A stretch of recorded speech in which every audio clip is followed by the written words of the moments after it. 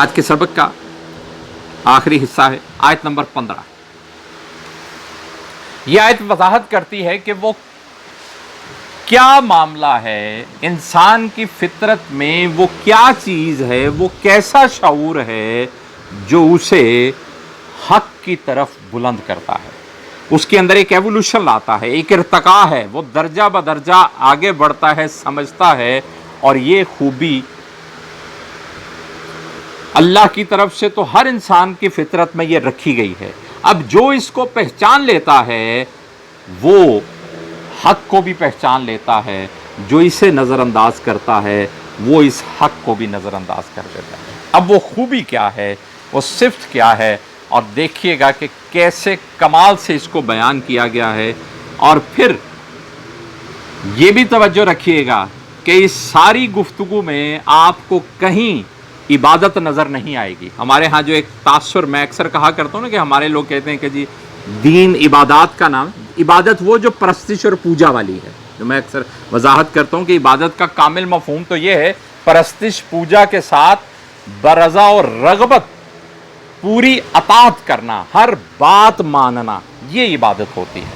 ہم لوگوں نے صرف نماز روزے کو عبادت رکھا، لیکن اس نماز روزے کا بھی تذکرہ اس آیت میں نہیں ہے کہ جو انسان کے شعور کو پختگی کی طرف لے کے جاتی ہے بات، وہ ایک عام سی بات ہے، اور جو اس بات کو سمجھ لیتا ہے وہ یقیناً اللہ تک پہنچ جاتا ہے۔ اور پھر اس کا اگلا حصہ اگلے سبق میں انشاءاللہ پڑھیں گے کہ جو پھر اس پر نہیں چلتا وہ کبھی بھی اس طریقے کو نہیں پہچان پاتا۔ آیت نمبر 15، بسم اللہ الرحمن الرحیم۔ وَوَصَّيْنَا الْإِنسَانَ بِوَالِدَيْهِ إِحْسَانًا۔ اور وصینا، وصیت کی ہے ہم نے، وصیت نصیحت، نہ ہم نے، اور ہم نے تاکید کی ہے، ہم نے نصیحت کی ہے انسان کو بِوَالِدَيْهِ إِحْسَانًا، بے ساتھ، والدئی والدین ہی، اپنے، احسان، اپنے والدین کے ساتھ احسان کرو۔ اب میں پہلے بھی عرض کر چکا کہ ہمارے ہاں عموماً احسان کا مفہوم جو ہمارے ہاں رائج ہے وہ ہوتا ہے کہ میں تیرے تے بڑا احسان کیتا ہے۔ تو اس میں جب ہم لیتے ہیں کہ والدین کے ساتھ احسان کرو تو ہم سمجھتے ہیں کہ ہم جو کام اچھا کر، نہیں، احسان جو بھی ہم نے پیچھے محسنین پڑھا، محسن، احسان کرنے والا محسن ہے۔ محسن کیا ہے؟ احسن کام کرنے والا۔ احسن کیا ہے؟ اچھا، اچھا کام کرنا۔ میں پہلے بھی اس کی تعریف آپ کی خدمت میں عرض کر چکا، کسی کام کو اس کے بہترین ممکنہ طریقے سے سر انجام دینا۔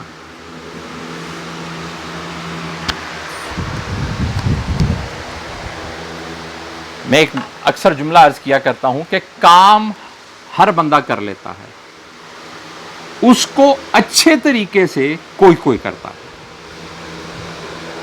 مثال کے طور پہ آپ کپڑے استری کرنے کا ہی کہ گھر میں ہر بچہ آپ کا کپڑے استری کر رہا ہوگا، کر لیتا ہوگا، کوئی ایک ہوگا جو بہت اچھے طریقے سے کرتا ہے۔ جوتے پالش ہم دیکھتے ہیں سارے ہی کر لیتے ہیں، لیکن کوئی بچہ ہے وہ بہت اچھے طریقے سے جوتے۔ یہ میں دنیا کی مثالیں صرف اس بات کو سمجھانے کے لیے دے رہا ہوں کہ کام سارے ہی کر رہے ہیں۔ احسان وہ ہے جو اس کام کو کرنے کا بیسٹ پاسبل وے تھا، وہ احسان ہوگا کہ یعنی اس نے اس کام کو بہترین، یعنی ایک شخص، نماز میں اور آپ سارے پڑھتے ہیں، ایک شخص جو پورے خشوع و خضوع کے ساتھ اس کے ہر رکن کا پورا حق ادا کرتے ہوئے، اپنے دلی اور ذہنی کیفیات کو شامل کرتے ہوئے بہترین الفاظ کے ساتھ اللہ کے حضور اپنی عرضی پیش کرتے، وہ نماز احسان کے ساتھ پڑھ رہا ہے، احسن طریقے کے ساتھ پڑھ رہا ہے۔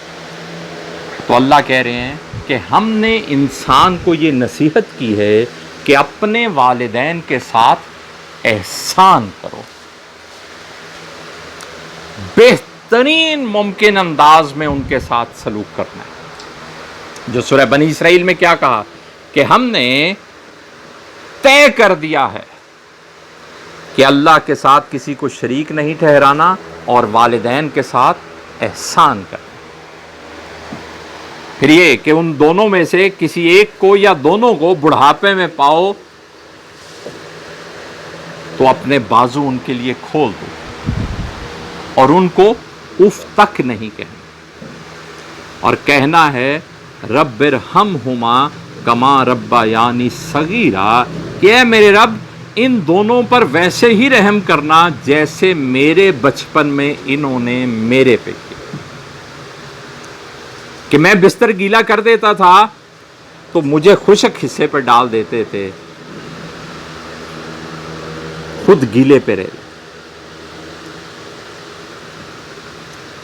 ان پہ بھی ویسی کر. تو کب والدین کے ساتھ احسان، یہاں تک کہ نبی کریم صلی اللہ علیہ وآلہ وسلم سے روایتوں میں یہ بات ملتی ہے کہ سوائے اس بات کے کہ اگر والدین شرک کا حکم دیں اس کو نہیں ماننا، لیکن اس کا انکار بھی بے ادبی کے ساتھ نہیں کرنا، یعنی ایسے الفاظ میں کوشش کریں کہ انہیں جواب نہ دیں لیکن عمل نہ کریں اس پر، لیکن ان کی بے ادبی نہیں کرنی. پھر بھی یعنی اس بات پہ بھی نہیں انہیں ڈانٹنا کہ آپ یہ کیا کر رہے ہیں. میں اور آپ جو بڑے اللہ اکبر اللہ معاف کرے دین کے ٹھیکیدار بنے ہوتے ہیں، میں تسی اپنے ماں پیو دی کر او اما جی انج نہیں نماز پڑھی دی، اے نہیں تہاڈا طریقہ نہیں ٹھیک ہے، نعوذ باللہ. کیا یہ بھی بے ادبی کے زمرے میں. میں کھڑے ہو کے پانی پیتا ہوں، میری والدہ کہتی ہیں کہ بیٹھ کے پیا کرو، میں بیٹھ کے پینے لگتا. حالانکہ میرے پاس حدیث موجود ہے کہ میں انہیں کہوں کہ نہیں اماں جی کھڑے ہو کے پینا بھی سنت ہے، لیکن میں یہ کہوں گا تو میں ان کی غلطی باور کراؤں. بیٹھ کے پینا بھی ویسے ہی سنت اچھا میں تے انہاں دے سامنے عالم نہ جاگ جائے اپنے اندر دا جو کہ جاگتا ہے. میں اکثر آپ کو کہتا ہوں نا، یہاں سے جو سیکھ کے جاتے ہیں ڈنڈا لے کے گھر والوں کے پیچھے نہیں پڑ جانا، اور والدین کے تو خاص طور پر محبت پیار. کہا دونوں بازو ان کے لیے کھول، جھکا دو ان کے لیے. احسان یہ بہت بہت مارکے کا کام ہے، بہت مارکے کا کام ہے. کرنا کیوں ہے؟ اللہ کیوں کہتا ہے؟ تقریباً قرآن میں کہتے ہیں کہ لگ بھگ 17 مقامات ایسے ہیں جہاں پر اللہ نے توحید کی یعنی شرک سے منع کرنے کے فوراً بعد اگلا حکم والدین کے ساتھ احسان کر دیا، اچھے سلوک کر دیا. یعنی دنیاوی معاملات میں سب سے افضل معاملہ کیا ہے؟ والدین کے ساتھ اچھا سلوک. کرنا کیوں ہے؟ پڑھتے ہیں بسم اللہ الرحمن الرحیم. حملتہ امہ کرہم ووضعتہ کرہا. حملتہ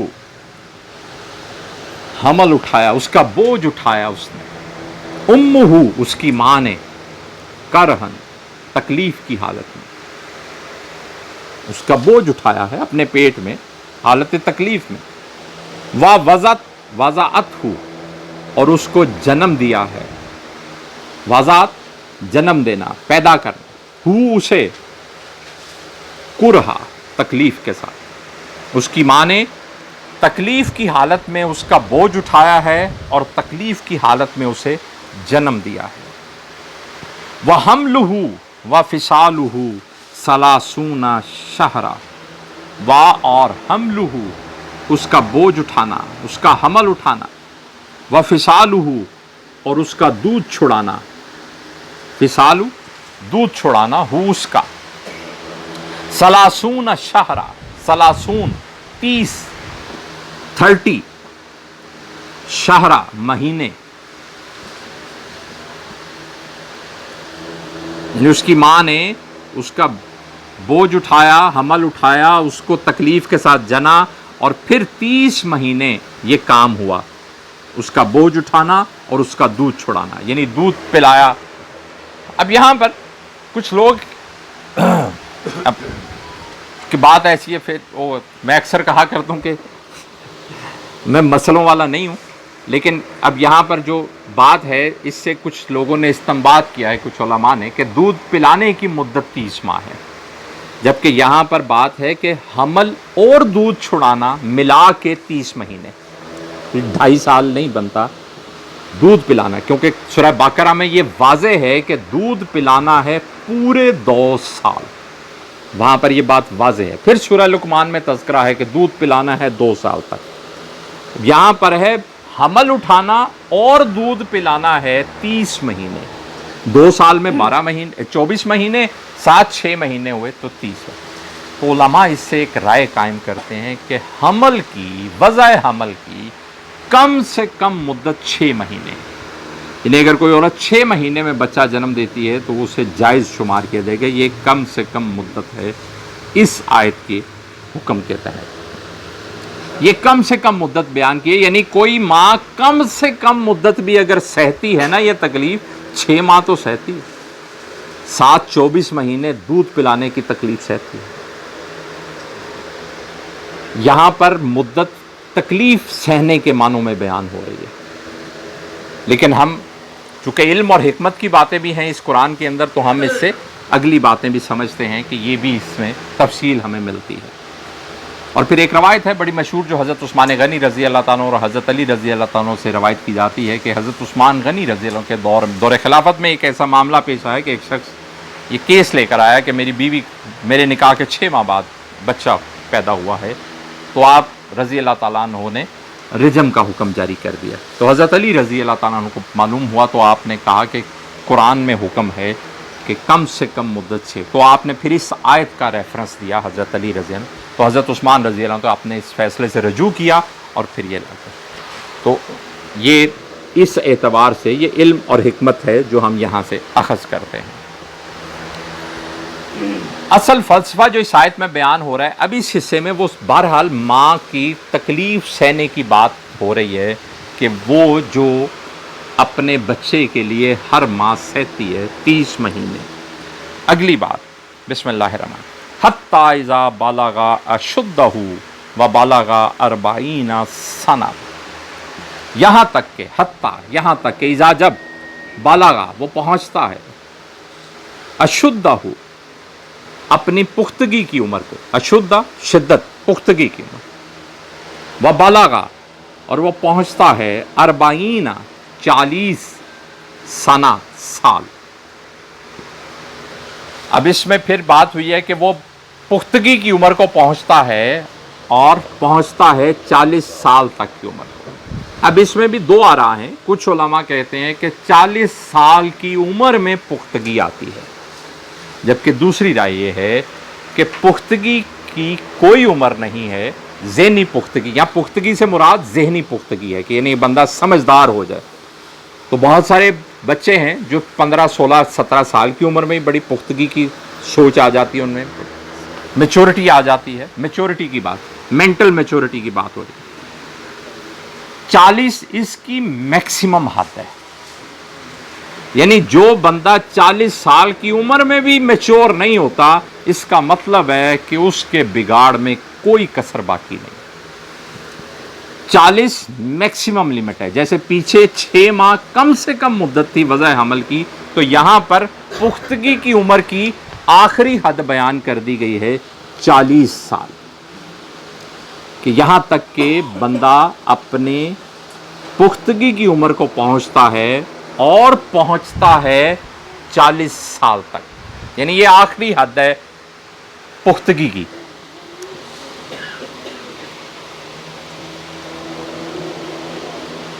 کالا، تو پھر وہ کہتا ہے۔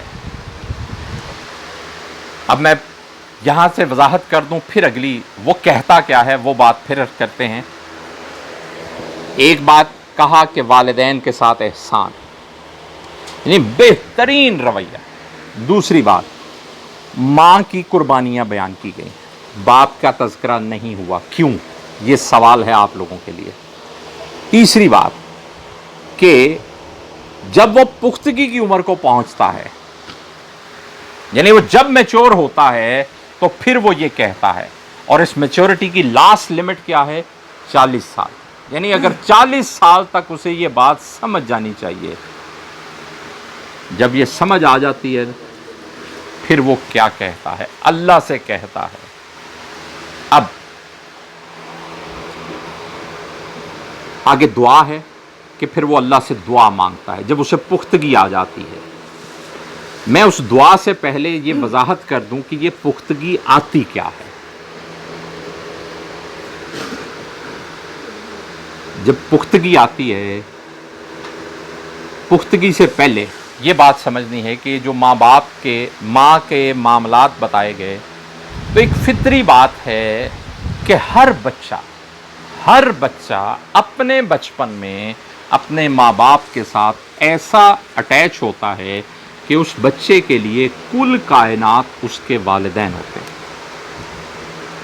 بچے کے لیے اپنے والدین ہی ساری دنیا ہوتے ہیں۔ وہ جو کہہ دیں بچہ اس کے اوپر ہے، جس سے وہ منع کر دیں بچہ اس کے منع۔ یہ ایک سادہ فطری رویہ ہے کہ ماں نے، وہ باپ نے، حالانکہ بچہ اس کو دیکھ نہیں رہا، لیکن وقت کے ساتھ ساتھ اس کی اٹیچمنٹ ایسی ہوتی ہے کہ بچہ اس کی کل کائنات، اس وقت اس کے لیے سب کچھ اس کا کیا ہے؟ اس کے والدین ہیں۔ اللہ کہتے ہیں یہاں تک کہ جب وہ اپنی میچورٹی، ذہنی پختگی تک پہنچتا ہے تو وہ سوچتا ہے کہ میرے والدین نے جو مجھ پر اتنے انعامات، میری اتنی اٹیچمنٹ، اتنی محبت، بے لوث میرے ساتھ ان کا یہ تعلق ہے، سب کچھ وہ میرے لیے کر رہے ہیں،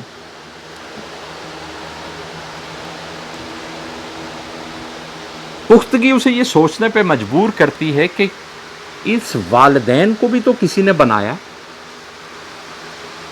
اور کسی نے مجھے ان کی جھولی میں ڈالا ہے، وہ ہستی کون ہے؟ اور اصل ہستی تو وہ ہے جس نے مجھ پر انعام کیا کہ مجھے یہ ماں اور باپ عطا کیا۔ یہ ہے ذہنی پختگی، یہ ہے ایوولوشن، کہ فطری محبت اس کی کس کے ساتھ بنتی ہے؟ ماں اور باپ کے ساتھ۔ اور جب وہ میچورٹی پہ آتا ہے، ذہنی پختگی میں آتا ہے، تو وہ یہ سوچتا ہے کہ کوئی ہستی تو ہے جس نے مجھے یہ انعام دیا ہوا ہے، مجھے ماں اور باپ دیے ہوئے ہیں، یہ ماں اور باپ میرے سے ایسی بے لوث محبت کرتے ہیں، میرے لیے ایسی قربانیاں دے رہے ہیں، میرے ساتھ ایسے معاملات کر رہے ہیں، تو جس مالک نے مجھے یہ عطا کیے ہیں وہ مالک میرے پہ کتنا مہربان ہے۔ یہ ہے ایوولوشن، یہ ہے ارتقاء، یہ ہے ذہنی پختگی۔ اور اس کی حد کیا ہے؟ 40 سال۔ اگر 40 سال تک کسی کو یہ سمجھ نہیں نہ آئی، جو اس ارتقاء کی سیڑھی پر نہیں چڑھا، وہ پھر کامیابی نہیں لے سکتا، وہ پھر پختگی کو نہیں پہنچ۔ کیوں؟ اس نے سوچا ہی نہیں، انہیں سوچا ہے جی یہ دنیا، اور بے شمار دنیا آپ کو ایسی ملے گی جو یہ کہے گی ماں باپ جو ہے جی فرونا کرنا ہے، قربانیاں تو دینی نہیں، ماں پیو جو ہے، تو میں جو ان قربانیوں کا ثمر سمیٹ رہا ہوں، میں جو ان قربانیوں کا پھل کھا رہا ہوں، مجھے یہ سوچ نہیں آتی کہ یہ کیوں، اور یہ کیوں کر رہے ہیں؟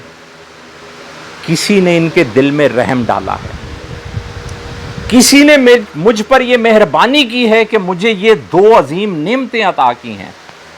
وہ نعمت عطا کرنے والا کون ہے؟ اصل مالک تو پھر وہ ہے۔ تو ماں باپ کی محبت سے اوپر نکل کر وہ پھر کس کی محبت اختیار کرتا ہے؟ مالک حقیقی کی، رب کائنات کی، رب العالمین کی، اللہ کی۔ اچھا، ماں باپ کی محبت چھوڑ نہیں دیتا پھر بھی، کیونکہ اللہ تک سیڑھی بنے کون؟ یہی ماں باپ۔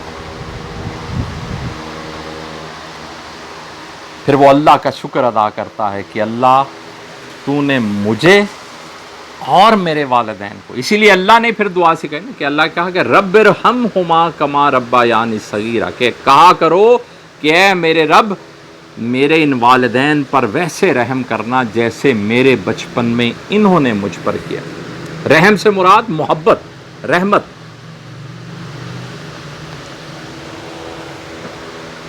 ایوولوشن کہ ماں باپ کی محبت سے آگے بڑھ کر یہ ہے حقیقت پسندی، یہ ہے ذہنی پختگی،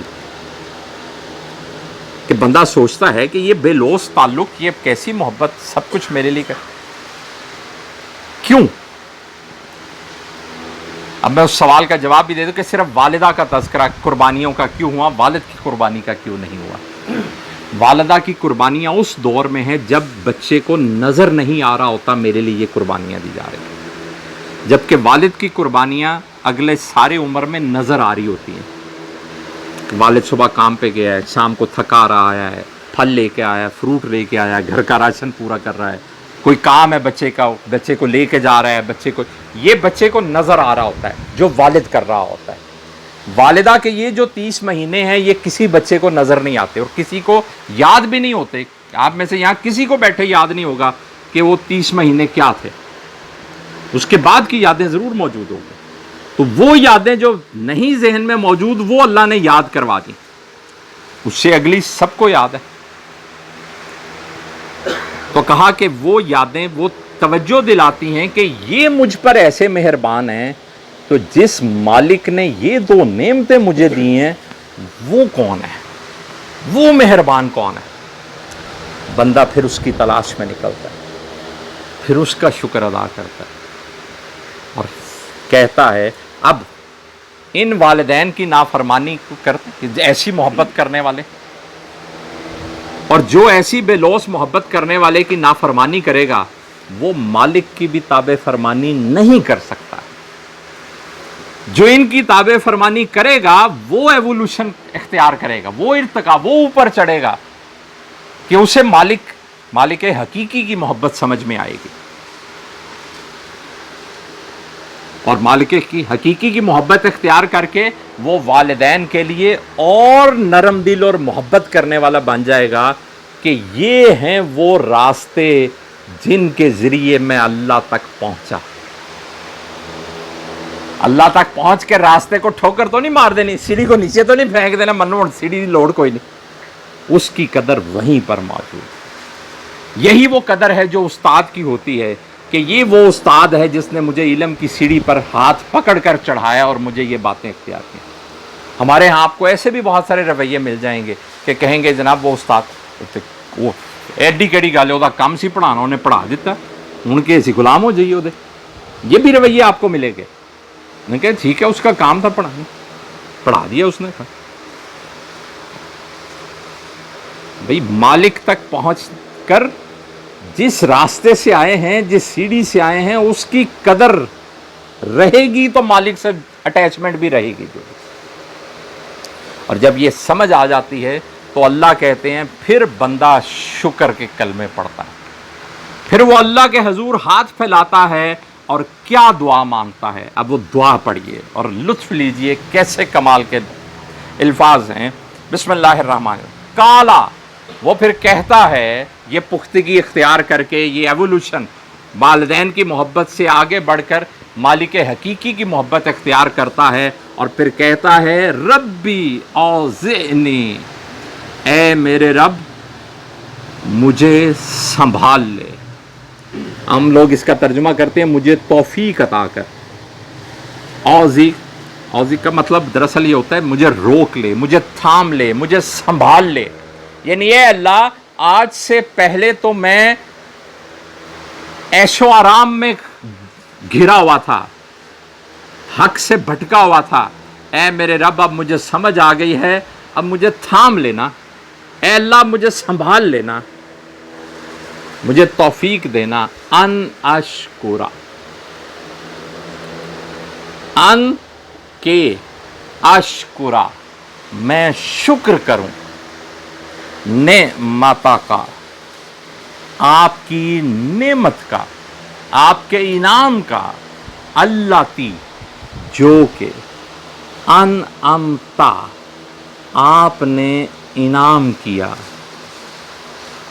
انعمتا، اللہ تی، جو کہ انعمتا، آپ نے انعام کیا، علیہ، مجھ پر، علا پر، یہ پر شد ہے، دوسری یہ جو ہے میرے لیے، علیہ مجھ پر، وعلا اور پر، والدیہ میرے والدین پر۔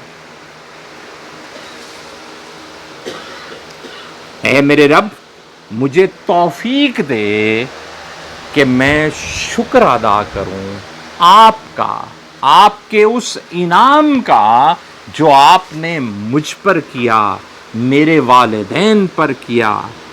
وَأَنْ أَعْمَلَ،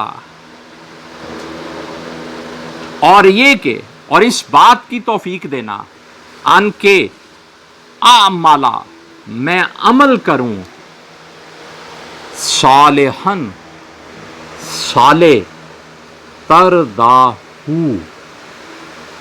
جو تجھے راضی کر دیں۔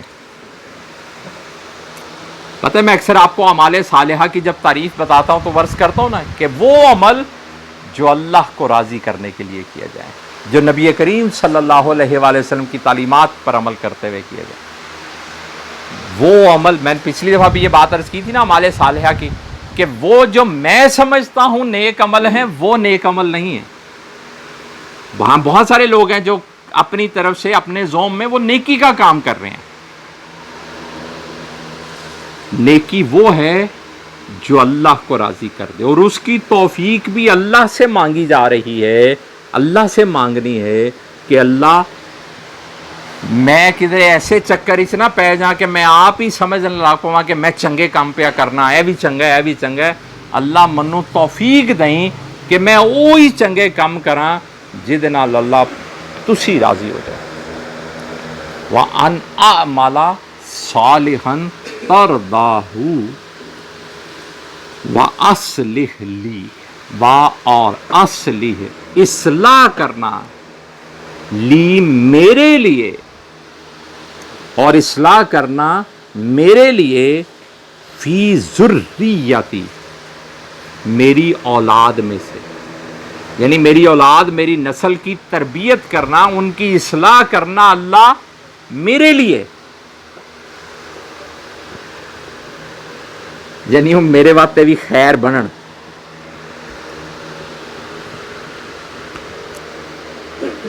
انی تبتو الیکا، انی، بے شک میں، تبتو، میں رجوع کرتا ہوں، اے اللہ میں لوٹتا ہوں، اے اللہ میں توبہ کرتا ہوں، الیکا، آپ کی طرف، اور انی، بے شک میں، من المسلمین، سر جھکا دینے والوں میں سے ہوں۔ پھر میں وہ جو بارہا عرض کرتا ہوں نا کہ ایمان سے اگلا درجہ ہے اسلام۔ ایمان تو قبول پہلے کیا ہوا ہے، اب کہا کہ اللہ میں سر جھکا دینے، میں مسلمان ہو گیا۔ میں اور آپ یہ سمجھتے ہیں کہ ہم مسلمان پہلے ہیں، مسلمان بن کے دکھانا ہے۔ کہا یہ وہ لوگ جب اپنے ماں باپ کی محبت دیکھتے ہیں تو میچور، ذہنی پختگی آنے پر وہ یہ سوچتے ہیں کہ ایسی بے لوث محبت کرنے والے دو انمول ہیرے مجھے کسی مالک نے عطا کیے ہیں، اصل مہربان تو پھر وہ ہستی ہے۔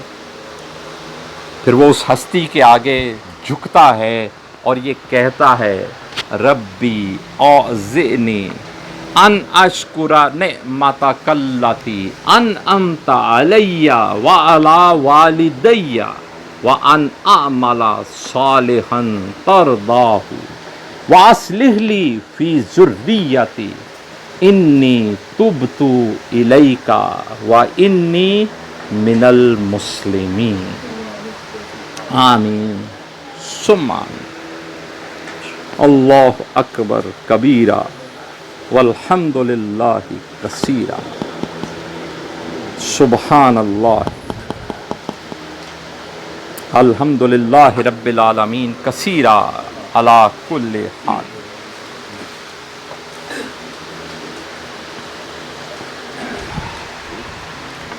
وما علینا الا البلاغ المبین۔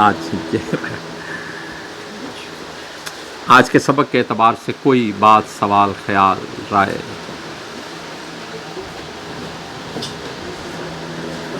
جی